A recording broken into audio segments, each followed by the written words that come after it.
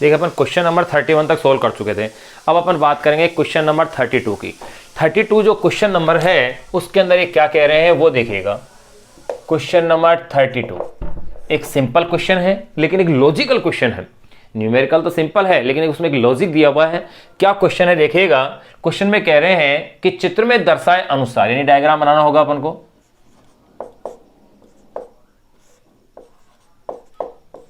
चित्र में दर्शाए अनुसार,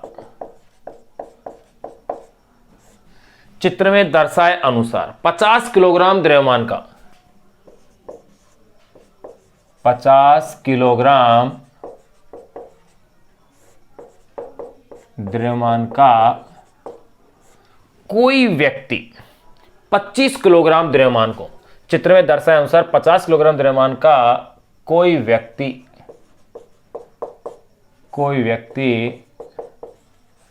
25 किलोग्राम द्रव्यमान के किसी गुटके को, 25 किलोग्राम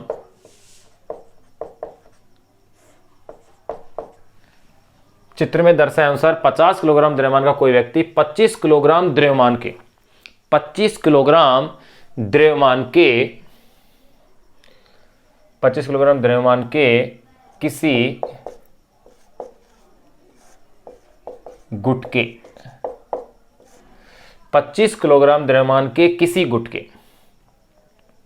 को दो भिन्न तरीकों से उठाता है, कि किसी गुटके को दो भिन्न तरीकों से उठाता है। कौन से दो भिन्न तरीकों से उठाता है देखो। तो अब इसके अंदर दो भिन्न तरीकों से उठा रहा है। किस किस तरीके से उठा रहा है देखो। नंबर फर्स्ट, इसमें अपन डायग्राम बनाएंगे। यहां पर भाई ये कोई व्यक्ति अपन बना दें पहले, तो ये इस तरह से,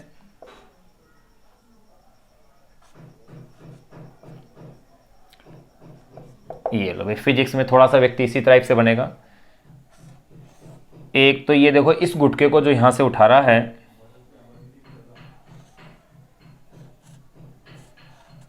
ये लो, ये गुटका है 25 किलोग्राम का। ये इस गुटके को इस तरह से यहां से यूं ऐसे ऊपर की ओर उठा रहा है। देखो सिंपलेस्ट डायग्राम बनाने की कोशिश की है आपके लिए। एक तो तरीका इसका ये है, इसको तरीके को नाम देता हूं नंबर ए तरीका। एक दूसरा इस तरीके से उस गुटके को उठा रहा है, वही व्यक्ति है लेकिन उसने क्या किया हुआ है, यहां पर ये एक घिरनी लगाई हुई है। ये लो, इस घिरनी के ऊपर से वही गुटका है 25 किलोग्राम का। यहां उस व्यक्ति के हाथ के अंदर ये रस्सी आ रही है।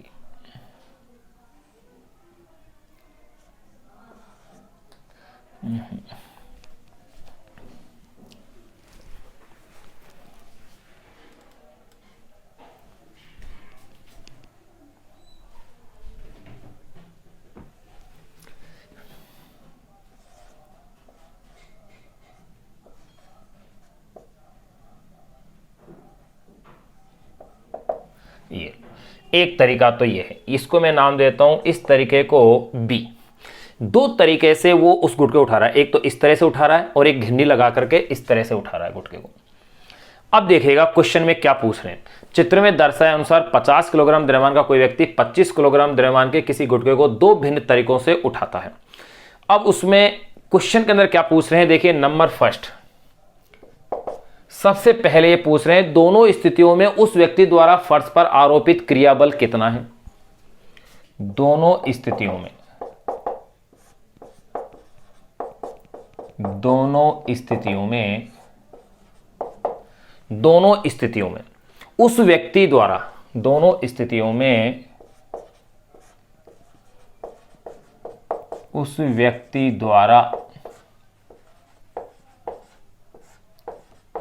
फर्श पर, दोनों स्थितियों में उस व्यक्ति द्वारा फर्श पर आरोपित क्रियाबल, फर्श पर आरोपित क्रियाबल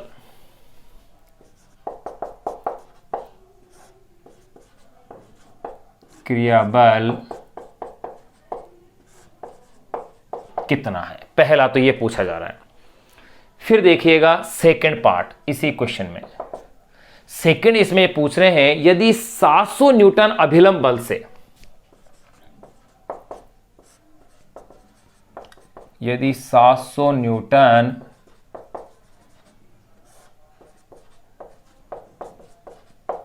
अभिलंब बल से, यदि 700 न्यूटन अभिलंब बल से फर्श धंसने लगता है, अभिलंब बल से फर्श धंसने लगता है, यदि 700 न्यूटन अभिलंब बल से फर्श धंसने लगता है तो फर्श को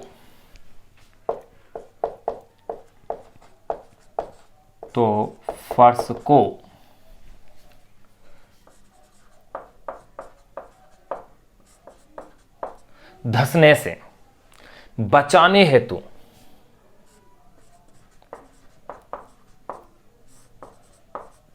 फर्श को धंसने से बचाने हेतु उस व्यक्ति को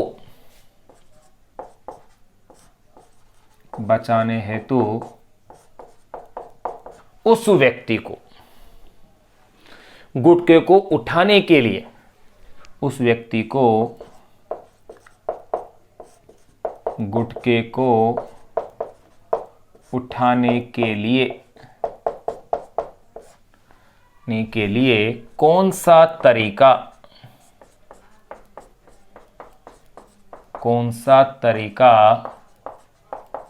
अपनाना चाहिए, कौन सा तरीका अपनाना चाहिए।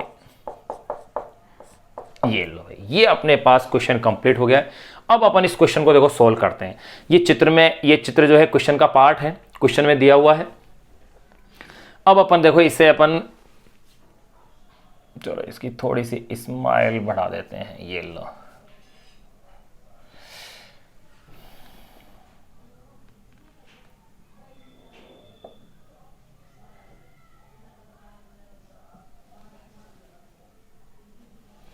देखिएगा अब इसको अपन सॉल्व करते हैं क्वेश्चन को। पहले अपन ए और बी दो स्थितियां दी गई है। अब नंबर फर्स्ट, पहले मैं ज्ञात करता हूं दोनों स्थितियों में उस व्यक्ति द्वारा फर्श पर आरोपित क्रियाबल, व्यक्ति द्वारा फर्श पर आरोपित क्रियाबल कितना है ये मुझे ज्ञात करना है। तो देखिएगा भाई, सबसे पहले मैं बात करता हूं इसके अंदर स्थिति ए के लिए। अगर स्थिति ए की बात करूं तो आप देखें ये उसको गुटके को इस तरह से उठा रहा है। अगर गुटके को यूं उठा रहा है तो इसका मतलब वो फर्श के ऊपर क्या है, प्रतिक्रिया बल ज्यादा लगा रहा है। बिल्कुल निश्चित रूप से ऐसा ही है। यानी कि मैं यूं कह सकता हूं स्थिति ए में व्यक्ति द्वारा फर्श पर जो प्रतिक्रिया बल होगा वो एक्चुअल में क्या होगा, डबल हो जाएगा। कैसे, देखो स्थिति ए के लिए मैं कह सकता हूं, यहां लिख देता हूं मैं, व्यक्ति द्वारा फर्श पर आरोपित क्रियाबल,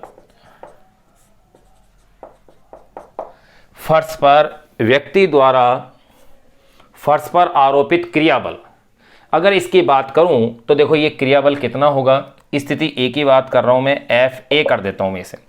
तो देखिए आप इसमें क्या देखेंगे कि दो बल हैं, एक तो उस गुटके का भार उसको वो उठा रहा है, दूसरा उसका खुद का भार। दोनों की ही क्रिया के फलस्वरूप फर्श के ऊपर क्या लग रहा है, बल लग रहा है।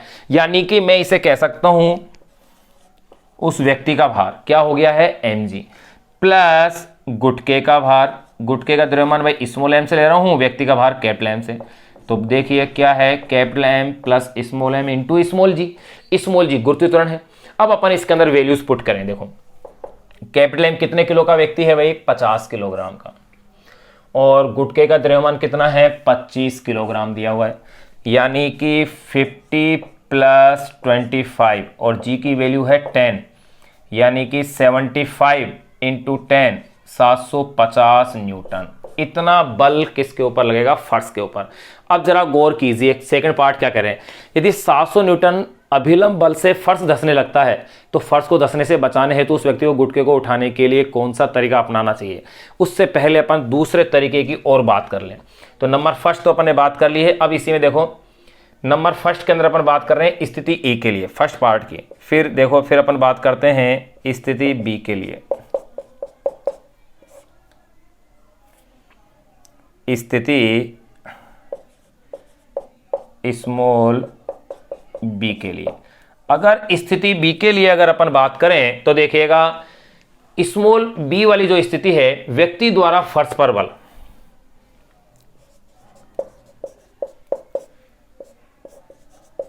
व्यक्ति द्वारा फर्श पर क्रियाबल,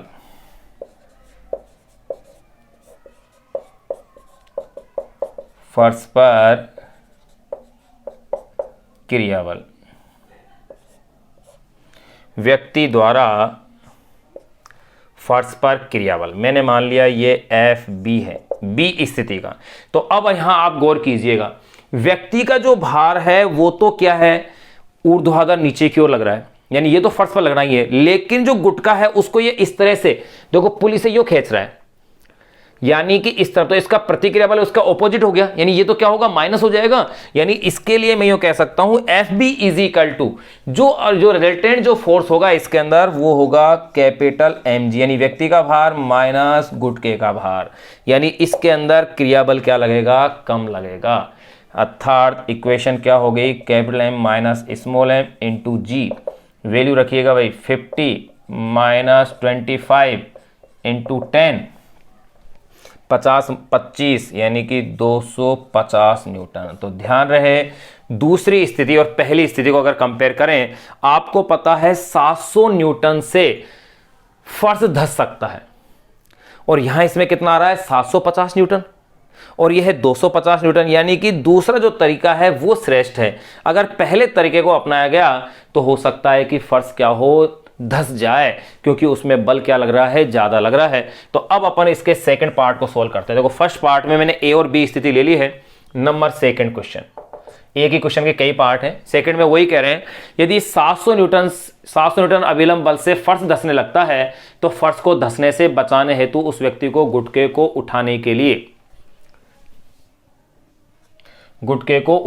लिए कौन सा तरीका अपनाना चाहिए। तो आंसर आ जाएगा, चूंकि 700 न्यूटन के लंबवत बल से नीचे धंसने लगता है फर्श, इसलिए विधि भी अपनानी चाहिए। चूंकि 700 न्यूटन के अभिलंब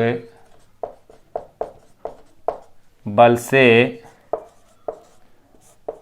फर्श नीचे धंसने लगता है, इसलिए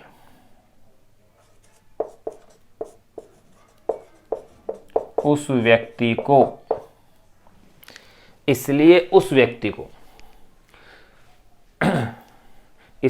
व्यक्ति को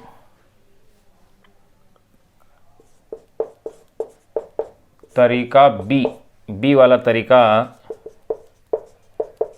अपनाना चाहिए।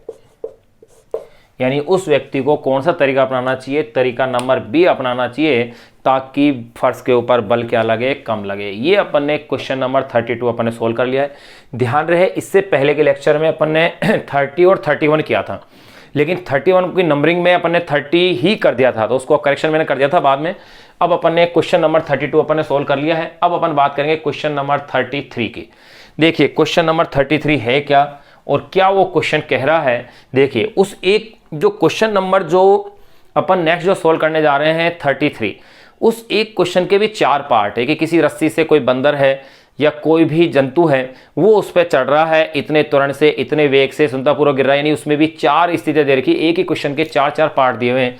क्या है और कैसे हैं वो 4 पार्ट, अब उस क्वेश्चन में अपन देखेंगे। देखो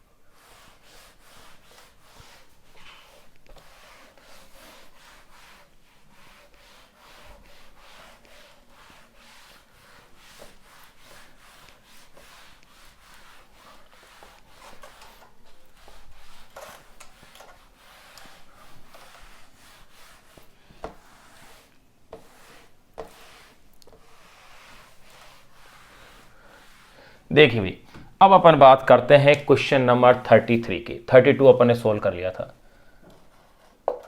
क्वेश्चन नंबर 33 क्या है क्वेश्चन, देखिएगा। क्वेश्चन में कह रहे हैं 40 किलोग्राम द्रव्यमान का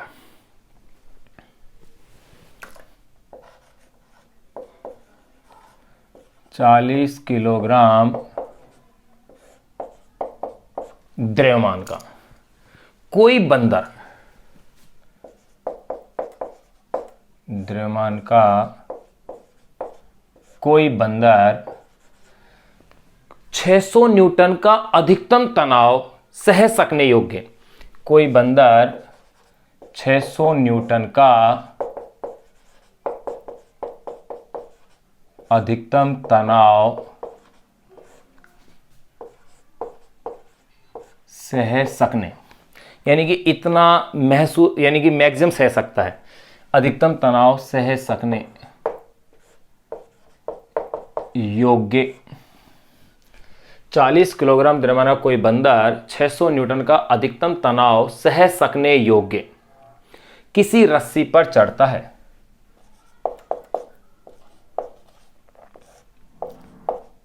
योग्य किसी रस्सी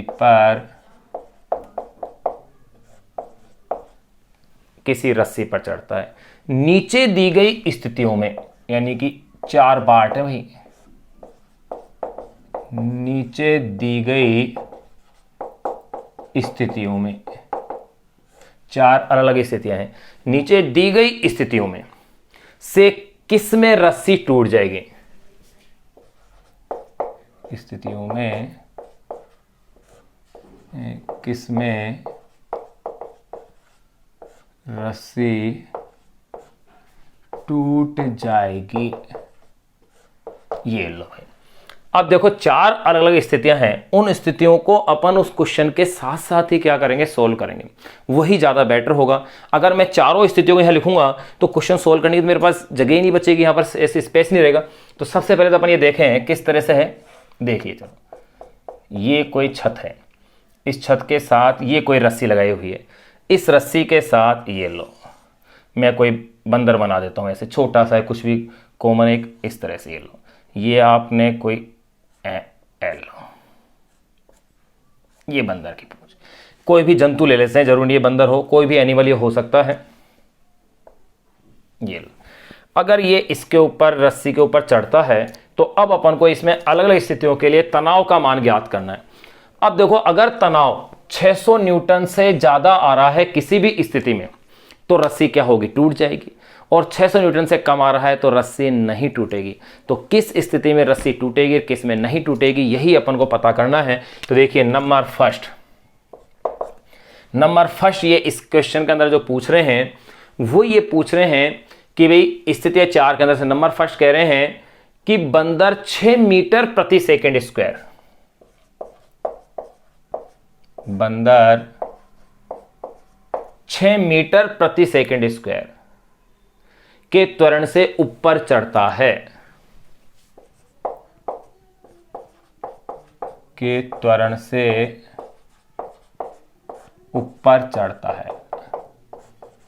पहली स्थिति यह है कि बंदर अगर 6 मीटर प्रति सेकंड स्क्वायर के त्वरण से ऊपर चढ़ रहा है तो क्या रस्सी टूटेगी अथवा नहीं टूटेगी। देखिए इसको पता करते हैं। पहला क्वेश्चन देखो भाई, क्वेश्चन नंबर 33 क्वेश्चन तो एक ही है, लेकिन उस एक क्वेश्चन के अंदर 4 क्वेश्चन हैं। पे 6 मीटर पर सेकंड स्क्वायर के त्वरण से ऊपर चढ़ रहा है, नीचे उतर रहा है, या नियत वेग से चढ़ रहा है, नियत वेग से उतर रहा है, इस तरह से मिलाकर के 4 क्वेश्चन अपन को इसमें दिए हुए हैं, तो अपन उनको ही डिस्कस कर रहे हैं। तो क्वेश्चन एक नहीं रहा, क्वेश्चन कई पार्ट हो गए हैं अपने पास। अब देखिएगा, बंदर 6 मीटर पर सेकंड स्क्वायर के त्वरण से ऊपर चढ़ रहा है तो क्या कंडीशन अपने पास बनेगी, जरा गौर कीजिएगा। ये जैसे रस्सी है, यहां जैसे कि कोई बंदर था, तो अब जरा गौर करें, इस बंदर का द्रव्यमान मैंने स्मॉल एम ले लिया है। अब देखें इसमें जो त्वरण है स्मॉल ए, ये कहां है, ऊपर की ओर है। तो अब देखें, एक तो उसका जो भार होगा एम जी वो कहां होगा, नीचे की ओर होगा, और रस्सी में तनाव बल टी इस डायरेक्शन में होगा। अब आप गौर करें, दोनों एक दूसरे के ऑपोजिट हैं। अब इसके अंदर बंदर फिर भी ऊपर जा रहा है उसके भार के विरुद्ध, यानी रस्सी के अंदर तनाव ज्यादा है तभी तो ऊपर जा रहा है, तो T माइनस जो mg होगा वो गति वाला बल प्रदान करेगा। T माइनस mg ही न्यूटन के गति के नियम के अनुसार क्या करेगा, गति वाला बल प्रदान करेगा। यानी कि मैं यूं कह सकता हूं इस क्वेश्चन के लिए इक्वेशन बन गई T minus mg is equal to ma। ये मेरे पास इक्वेशन बन गई है। अब इस इक्वेशन से मुझे T को सोल्व करना है, तो देखो भाई T इज इक्वल टू हो गया है mg प्लस ma, या मैं कह सकता हूं T is equal to m को कॉमन ले लिया है, ये लो g प्लस a। अब इसके अंदर वैल्यूज पुट कर दीजिए आप, क्या क्या वैल्यू दी हुई है भाई, बंदर कितने किलो का है, 40 किलोग्राम द्रव्यमान का है, यानी m की वैल्यू मैंने ले ली है 40, g की वैल्यू मुझे 10 लेनी है, क्योंकि चैप्टर क्वेश्चनों के शुरू में ही लिखा हुआ है बुक के अंदर कि गणितीय सुविधा के लिए आप गुरुत्वाकर्षण का मान कितना लीजिए, 10 लीजिए, तो इसलिए अपन जी की वैल्यू 10 ले रहे हैं ताकि गणितीय कैलकुलेशन अपने लिए क्या रहे, आसान रहे। 9.8 से थोड़ी जटिलता आ जाती है, तो देखिए जी की वैल्यू 10 हो गई, ए की वैल्यू कितनी दी हुई है, 6 दी हुई है, 40 इंटू 16, 10 प्लस 6 यानी कि 640 न्यूटन। गौर करें भाई 600 न्यूटन से अधिक है टी, यानी टी मैक्सिमम जो है उससे भी क्या है, टी ज्यादा है, यानी कि टी इज ग्रेटर देन क्या है, टी मैक्सिमम है इस स्थिति में। इसलिए इस स्थिति में क्या होगी, रस्सी टूट जाएगी। यानी बंदर अगर 6 मीटर प्रति सेकंड स्क्वायर के त्वरण से ऊपर चढ़ता है तो रस्सी निश्चित रूप से क्या होगी, टूट जाएगी। अब देखिएगा भाई नंबर सेकंड, अभी तो एक क्वेश्चन सोल्व किया है अपन ने 33वें का एक भाग, सेकंड भाग के अंदर ये क्या कह रहे हैं कि बंदर 4 मीटर प्रति सेकंड स्क्वायर के त्वरण से नीचे उतरे। बंदर 4 मीटर प्रति सेकंड स्क्वायर के त्वरण से नीचे उतरे। अगर बंदर 4 मीटर प्रति सेकंड स्क्वायर के त्वरण से इसमें तो 6 मीटर प्रति सेकंड स्क्वायर त्वरण से ऊपर चढ़ रहा था, अब क्या हो रहा है, नीचे उतर रहा है। तो देखिए इक्वेशन क्या बनेगी इसके अंदर, ये मेरे पास रस्सी है, यहां ये जैसे बंदर है, इस बंदर का द्रव्यमान क्या है, स्मॉल m है, इसका त्वरण इस डायरेक्शन में दिया हुआ है अपन को। तो देखिए भाई इसका जो भार होगा mg वो तो कहां लगेगा, ऊर्ध्वाधर नीचे की ओर लगेगा, और रस्सी में तनाव तो इस डायरेक्शन में ही है, बिल्कुल यही तो स्थिति बन रही है। अब आप जरा गौर कीजिएगा, अब इसमें बंदर ऊपर जा रहा है, नीचे जा रहा है, नीचे आ रहा है, इसका मतलब mg माइनस टी इक्वेशन बनेगी।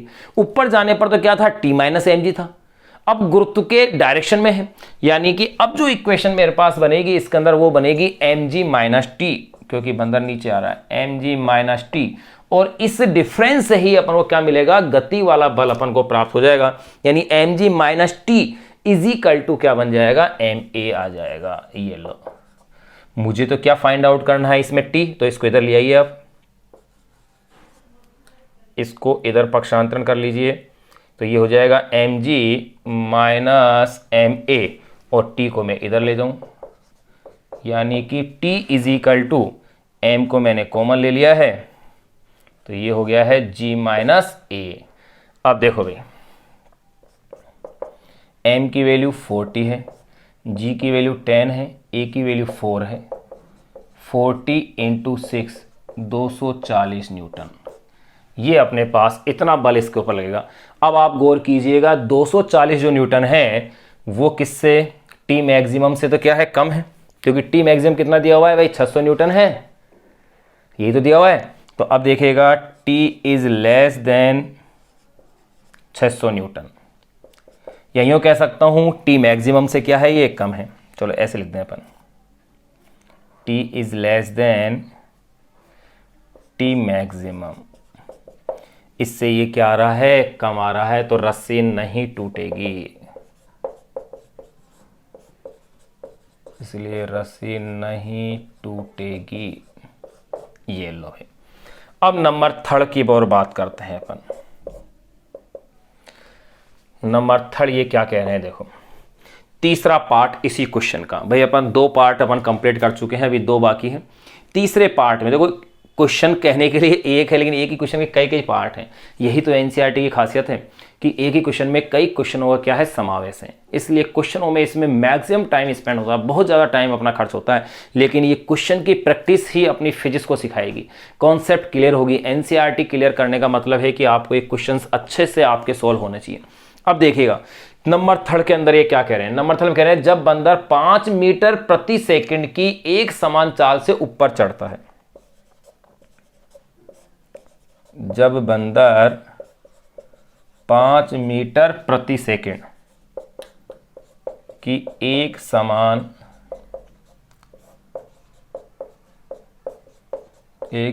चाल से ऊपर चढ़ता है। ये तीसरा क्वेश्चन हो गया। अगर एक समान चाल का है, वही ध्यान रखना, और एक समान चाल का मतलब क्या है, त्वरण का मान 0 होना, यानी अब त्वरण का मान 0 है। तो इस स्थिति के अंदर अगर मैं बात करूं नंबर 3 के अंदर, तो मेरे पास इक्वेशन कैसे बनेगी वो देखिए। यहां ये बंदर का मैंने द्रव्यमान लिया हुआ है। अब देखिए भाई, बंदर का भार तो ऊर्ध्वाधर नीचे की ओर लगना है, ये तो निश्चित है। भार तो कहां लगना है, ऊर्ध्वाधर नीचे की ओर, यानी कि mg। चलो इसे मैं थोड़ा सा और ऊपर ले देता हूं, इस इक्वेशन को।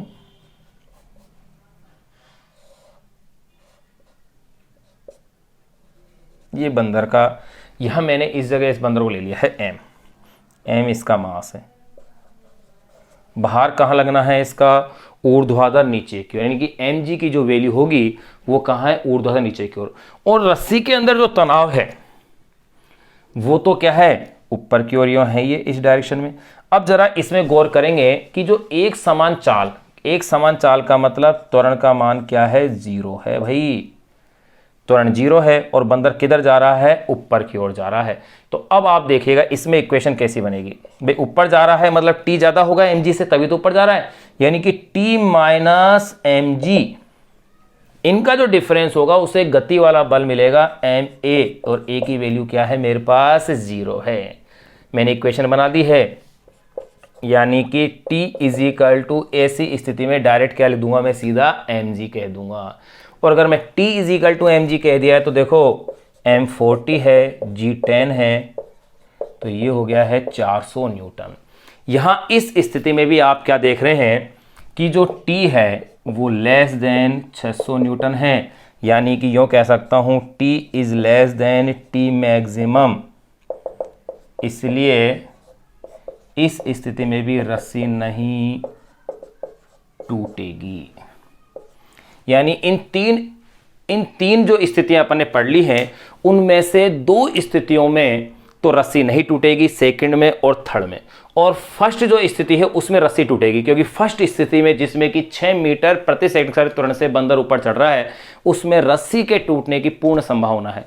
क्यों, क्योंकि 600 न्यूटन पर रस्सी टूट जाएगी, जबकि वहां बल कितना लग रहा है भाई, 640 न्यूटन, यानी कि रस्सी टूटनी है। और बाकी की 2 स्थितियों में रस्सी नहीं टूट रही है। अब अपन बात करेंगे इसके नंबर 4 जो चौथा जिसका पार्ट है, उसकी ओर अपन बात करते हैं। देखो नंबर 4 के अंदर ये क्या कहते हैं,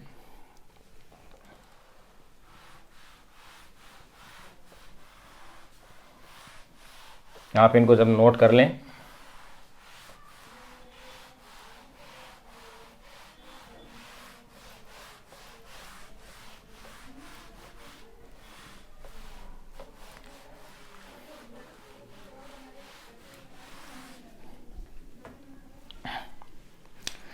नंबर 4 पार्ट देखिए। नंबर 4 के अंदर क्या कह रहे हैं, बंदर लगभग मुक्त रूप से गुरुत्व बल के प्रभाव में रस्सी से गिरता है।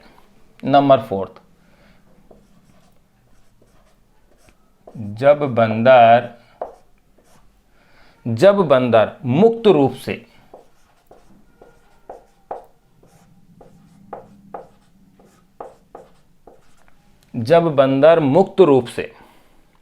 गुरुत्व बल के प्रभाव में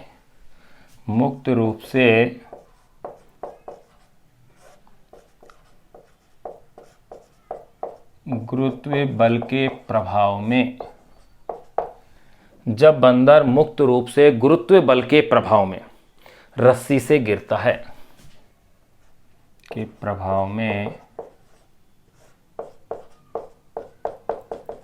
रस्सी से गिरता है। ये लो भाई, चौथा और लास्ट पार्ट है। अगर मुक्त रूप से गिर रहा है तो अपन यूँ कह सकते हैं कि उसकी स्थिति भारहीनता की स्थिति में आ गई है। यानी कौन सी स्थिति आ गई उसकी? भारहीनता। यानी कि वो भारहीनता की स्थिति के अंदर क्या हो रहा है? गिर रहा है। और अगर भारहीनता की स्थिति के अंदर अगर मुक्त रूप से गिर रहा है तो देखिए उसके ऊपर बल क्या होगा भाई? यानी भारहीनता की स्थिति, बल का मान क्या हो गया? उसके ऊपर गुरुत्व बल 0 हो जाएगा। तो अब देखो, पहले जब बंदर मुक्त रूप से गुरुत्व बल के प्रभाव में रस्सी से गिरता है तो देखो भाई, आप जानते हैं कि मुक्त रूप से गिरने पर ए का मान किसके इक्वल होगा? जी के, यानी कि त्वरण गुरुत्व के बराबर होगा। और ऊपर से नीचे आ रहा है, यानी कि T is equal to M G minus A. अगर मैं इस फॉर्मूले को अप्लाई करता हूं तो आप गौर कीजिएगा, क्योंकि आपने अभी देखा था कि जब ऊपर से नीचे आ रहा था, जो अपने पास केस कौन सा लिया था अपन ने? वो बंदर जो एक स्थिति थी ऊपर से नीचे, जब बंदर 5 मीटर प्रति सेकंड की एक समान चाल, और उससे पहले था जब बंदर 4 मीटर प्रति सेकंड स्क्वायर के त्वरण से नीचे उतर रहा था। तो याद करो mg minus T is equal to M A. तो यहां पर इस स्थिति में ये जो फॉर्मूला है t is equal to M G minus A, तो देखो यहां आप मान रख के देखें तो g की वैल्यू, ए की वैल्यू किसके इक्वल आ रही है? g के। तो इसका मतलब t इजिकल टू क्या हो गया? 0। यानी रस्सी में तनाव क्या है? 0 है। अर्थात यूं कह सकता हूं कैसी स्थिति है भाई? भारहीनता की स्थिति है। तो यहां पर भी क्या होगा? रस्सी नहीं टूटेगी।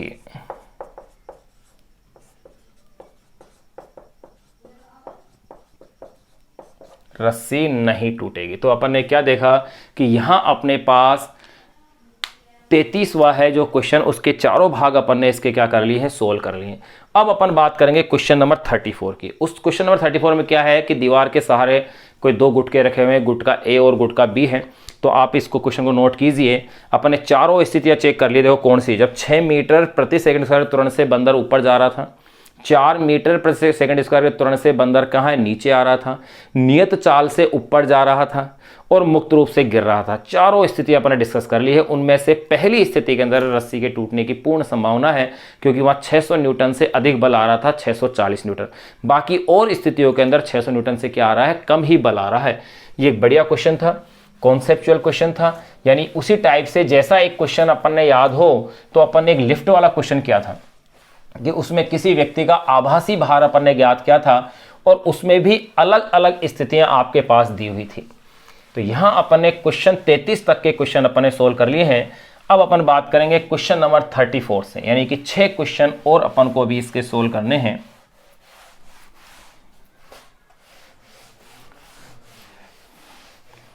क्या और किस टाइप्स के क्वेश्चंस बचे हुए हैं उनको और अपन सोल्व करेंगे।